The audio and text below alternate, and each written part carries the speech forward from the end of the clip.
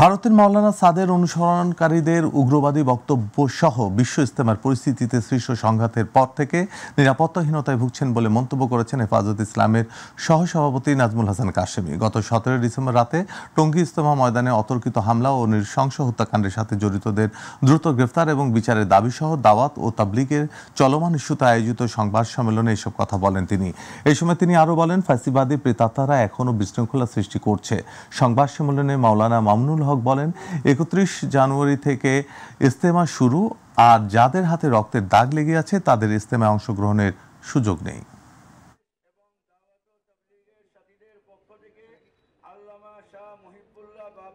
Number 1, 2018 ও 2024 সালে টঙ্গীর ইজতেমার ময়দানে এই নৃশংস হত্যাকাণ্ড সহ নানা সন্ত্রাসী কার্যকলাপের দায়ে সাতপন্থীদের সকল কার্যক্রম নিষিদ্ধ ঘোষণা করা হোক।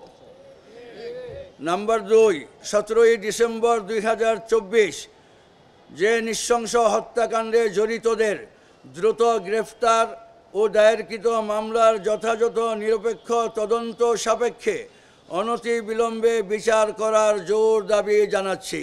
নাম্বার 3, এই দাবি আদায়ের লক্ষ্যে আগামী 10 জানুয়ারি শুক্রবার দেশব্যাপী বিক্ষোভ কর্মসূচি ঘোষণা করা হলো। নাম্বার 4, 25 জানুয়ারি 2024 শনিবার দেশের সকল পর্যায়ের প্রতিনিধিত্বশীল আলেমদের নিয়ে ওলামা সম্মেলন করার ঘোষণা করা হলো। তারা আলেমদের থেকে, নেতৃত্ব থেকে বিচ্ছিন্ন হয়ে তারা ভারতের একজন লোকের বিতর্কিত সিদ্ধান্তের অনুসরণ করেছেন বলেই এই বিভক্তিটা তৈরি হয়েছে।